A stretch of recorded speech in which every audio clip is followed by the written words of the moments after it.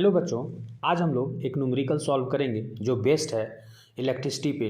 देखिए यहाँ पर हम लोगों ने एक सेलेक्ट किया एक सर्किट का जो इस तरह से है। यहाँ पर 2 ओम का एक रेजिस्टेंस है और यहाँ पर 12 ओम का एक रेजिस्टेंस है और यहाँ पर 8 ओम का एक रेजिस्टेंस है। और इसमें जो करंट फ्लो हो रहा है इसमें अननोन, ये आई का जो वैल्यू है वो हम लोग को फाइंड आउट करना है, ये अननोन है। और इसमें I1 का वैल्यू जो है 0.4 एम्पियर है, वहीं पर I2 का जो वैल्यू है वो अननोन है, इसको फाइंड आउट करना है। तो देखिए इस क्वेश्चन में सबसे पहला जो क्वेश्चन किया गया, in the above circuit diagram calculate the external resistance of the circuit. और दूसरा क्वेश्चन किया गया है बी में कि द करंट I2, और तीसरा क्वेश्चन किया गया द करंट I। तो एक एक करके हम लोग फाइंड आउट करते हैं। देखिए सबसे पहले जो है ना, सो एक्सटर्नल रेजिस्टेंस हम लोग को निकालना है। तो एक्सटर्नल रेजिस्टेंस हम लोग कैसे निकालेंगे, तो देखिए यहाँ पर जो जंक्शन पॉइंट है इससे ये सेपरेट कनेक्शन ले रहा है और ये सेपरेट कनेक्शन ले रहा है, क्योंकि अगर कनेक्शन हम लोग यहाँ पे कट करें तो इस सर्किट को कोई फर्क नहीं पड़ेगा, इसमें करंट आता रहेगा। और यहाँ पर कट करेंगे तो इस सर्किट में करंट आता रहेगा। तो इसलिए ये दोनों का जो है ना, ये दोनों पैरेलल में आ जाएगा, क्योंकि ये जंक्शन पॉइंट से और ये जंक्शन पॉइंट से ये दोनों रेजिस्टेंस जो है पैरेलल, मतलब कि एक तरह से सेपरेट कनेक्शन ले रहा है, इसीलिए ये दोनों पैरेलल में है। तो पहले ये दोनों पैरेलल में है, तो और ये दोनों पैरेलल के साथ में ये इंड टू इंड कनेक्ट है, इसलिए इसके साथ में ये सीरीज हो जाएगा, ये और ये पूरा सीरीज हो जाएगा। तो पहले इन दोनों का पैरेलल हम लोग निकालेंगे टू सॉल्व। हम लोग सबसे पहले जो सॉल्व कर रहे हैं वो ए नंबर का करेंगे, एक्सटर्नल रेजिस्टेंस हम लोग निकालने जा रहे हैं। तो यहाँ पर चूंकि ये दोनों पैरेलल में है तो पैरेलल का होता है 1 reciprocal of equivalent resistance equal to reciprocal of individual resistance. यहाँ पे चूंकि 2 ही रेजिस्टेंस है तो 2 रेजिस्टेंस के अकॉर्डिंग 1/12 और प्लस 1/8 लेंगे। तो ये 12 और 8 का एलसीएम हम लोग का 24 होता है। 12 2 जा 24 और 8 3 जा 24, दैट मीन्स 8 3 जा 24। तो यहाँ पर 5/24 हो जाएगा। तो आर इक्विवेलेंट जब लिखेंगे तो ये रेसिप्रोकल कर देंगे 24/5, यानी इसका पॉइंट में वैल्यू हम लोग निकाल लेते हैं।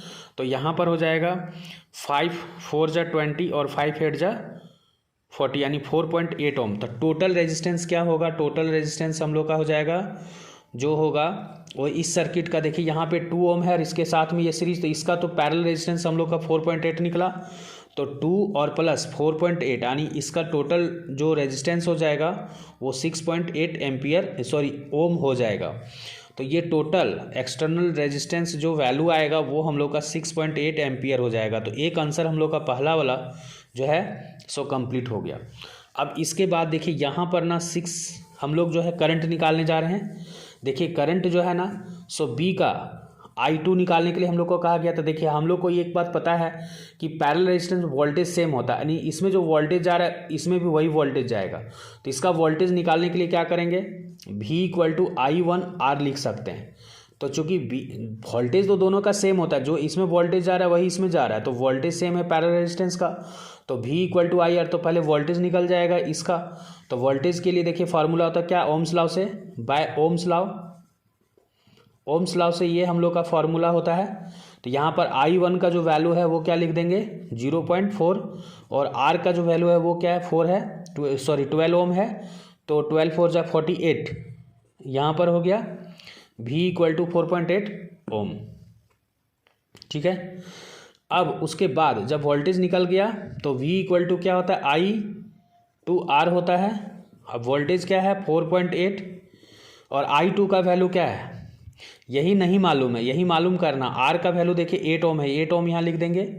तो अब इसको हम लोग को वैल्यू फाइंड आउट करने के लिए क्या करेंगे, पॉइंट हटेगा तो यहाँ 10 लगेगा। अब यहाँ पर देखिए 8 का टेबल हम लोग कितना टाइम्स पढ़ेंगे, 8 2 जा 16, 8 3 जा 24, 8 4 जा 32, 8 5 जा 40, 8 6 जा 48। तो 8 6 जा 48, यहाँ पर 6/10 आ गया, यानी I2 का जो वैल्यू है वो 6/10, दैट मीन्स 0.6 एम्पियर हो गया। तो I2 का वैल्यू हम लोग का फाइंड आउट हो गया जो हम लोग को निकालना था। तो ये बी का आंसर एक्चुअली कंप्लीट हो गया। अब I का वैल्यू क्या होगा, तो देखिए I जो है जा रहा है इस सर्किट में, जितना जा रहा है इस सर्किट में, दोनों को ऐड कर देते हैं I। तो I = क्या होगा I1 + I2 हो जाएगा। दैट मीन्स I1 का वैल्यू क्या है 0.4 है और I2 का वैल्यू क्या है 0.6 एम्पियर है। तो ये टोटल हम लोग ऐड करेंगे तो 0.6 और 0.4 यानी 1 एम्पियर हो जाएगा। तो I का वैल्यू 1 एम्पियर, इस तरह से ये हम लोग का आंसर भी आ गया। और वहीं पर 0.6 यानी I2 का जो वैल्यू है वो भी 0.6 एम्पियर आ गया। तो ये भी वैल्यू हम लोग को फाइंड आउट हो गया, यानी ये बी का जो आंसर है वो सॉल्व हो गया, और ये सी का आंसर जो है यहाँ पर, ये सी का जो आंसर है वो भी हम लोग का फाइंड आउट हो गया। अब स्टूडेंट्स हम लोग ना इसको एक और मेथड है जिसके थ्रू आई का वैल्यू फाइंड आउट कर सकते हैं। इन एडिशनल ये नॉलेज हम लोग हम आप लोग से शेयर करना चाहते हैं कि कैसे एक और मेथड है जिसमें हम लोग आई का वैल्यू फाइंड आउट करेंगे और I1 का वैल्यू फाइंड आउट करेंगे। देखिए यहाँ पर ना अगर हम लोग को ये करंट निकालना होता है ना, तो इसके अपोजिट में जो रेजिस्टेंस होता है उसको लिखते हैं और फिर ये दोनों को ऐड कर देते हैं अपॉन में और फिर टोटल करंट लिखते हैं। तो चूंकि यहाँ पर ना हम लोग को टोटल करंट निकालना है और ये फाइंड आउट है, इसलिए फार्मूला हम लोग लगाएंगे कि अगर हम लोग को I1 निकालना है, यानी ये करंट निकालना है सर्किट में कितना, ये सिर्फ पैरेलल रेजिस्टेंस में ही वर्कआउट करता है ये मैथमेटिक्स, चूँकि और ये दो रेजिस्टेंस अगर पैरेलल में हो तभी ये वर्क करेगा। तो इसके अपोजिट में जो रेजिस्टेंस है वो हम लोग लिखते हैं 8 और इसके ये दोनों को हम लोग ऐड कर देते हैं, तो 12 + 8 यानी 20 हो जाएगा। यहाँ पर हम यहाँ पे मेंशन करके दिखाते हैं कि 12 + 8 यहाँ लिख रहे हैं और इनटू टोटल करंट I लिखते हैं। अब देखिए I1 का वैल्यू हम लोग को पता है 0.4, वो लिख देंगे, और यहाँ 8/12 और 8 कितना हो जाएगा 20, वो लिखेंगे, और करंट कितना जा रहा है यही नहीं मालूम है, यही मालूम करना है हम लोग को। तो यहाँ पर 10 हो जाएगा, पॉइंट हटेगा, तो चूंकि पॉइंट के बाद एक डिजिट है इसलिए 1 के बाद 0 लगेगा, 0 0 कैंसिल, 4 2 = 8 और 2 से 2 कैंसिल हो जाएगा, यानी देखिए यहाँ पे 1 आया और यहाँ 1 × I आ गया। दैट मीन्स I का वैल्यू क्या हो गया 1 एम्पियर, जो पिछले बार वाले में भी आंसर यही आया था हम लोग का। तो ये देखिए सी का आंसर इस तरह से भी हम लोग निकाल सकते हैं। अब हम लोग यहाँ पे जब ये मालूम हो गया 1 एम्पियर I का वैल्यू, तब यहाँ पे हम लोग क्या करेंगे I2 का वैल्यू फाइंड आउट करेंगे। सेम प्रोसेस है, I2 इक्वल टू क्या होगा, देखिए I2 जब फाइंड आउट करना है तो इसके अपोजिट में जो रेजिस्टेंस होता है उसको लिखते हैं 12 और फिर ये दोनों को ऐड कर देते हैं 12 + 8 इंटू टोटल करंट I। तो इस तरह से हम लोग का क्या है, देखिए I2 का वैल्यू हम लोग को फाइंड आउट करना है, 12/12 और 8 20 हो जाएगा, और इंटू I का जो वैल्यू है वो 1 एम्पियर है, जो यहाँ पे आया हुआ है वो लिख देंगे। तो इस तरह से इसका जो वैल्यू है देखिए 6 2 = 12 और 10 2 = 20 यानी 6/10 I2 का वैल्यू आया। दैट मीन्स I2 का जो वैल्यू है वो क्या हो जाएगा 0.6। तो इस तरह से ये देखिए वही वैल्यू आया जो पिछले बार में आया था। तो ये भी एक मैथमेटिक्स हम लोग का है। अब यहाँ पर जो है इस तरह से हम लोग का एक जो रेजिस्टेंस है वो हम लोग का फाइंड आउट हो गया, और एक्सटर्नल रेजिस्टेंस और करंट भी फाइंड आउट हो गया।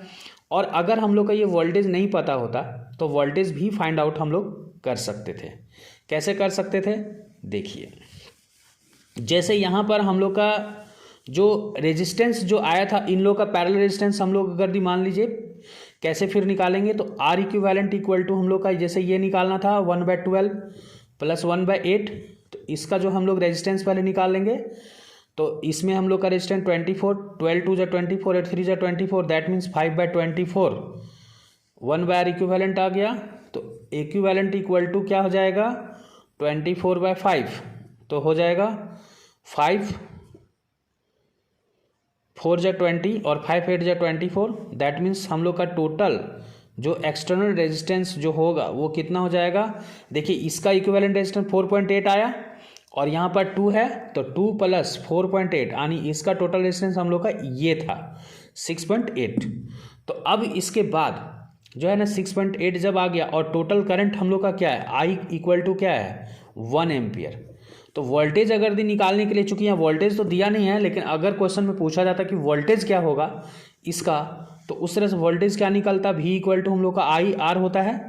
तो I का वैल्यू देखिए 1 एम्पियर और R का वैल्यू 6.8 है, तो ये जो वोल्टेज हो गया वो हम लोग का 6.8 वोल्ट हो जाएगा।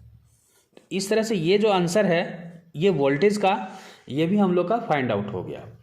तो डियर स्टूडेंट, आई होप कि ये वीडियो हेल्पफुल रहा होगा, और इस तरह से हम लोग इलेक्ट्रिसिटी का एक क्वेश्चन हम लोग सॉल्व किए। नेक्स्ट वीडियो में कुछ और हम लोग सॉल्व करेंगे। तब तक के लिए गुड बाय।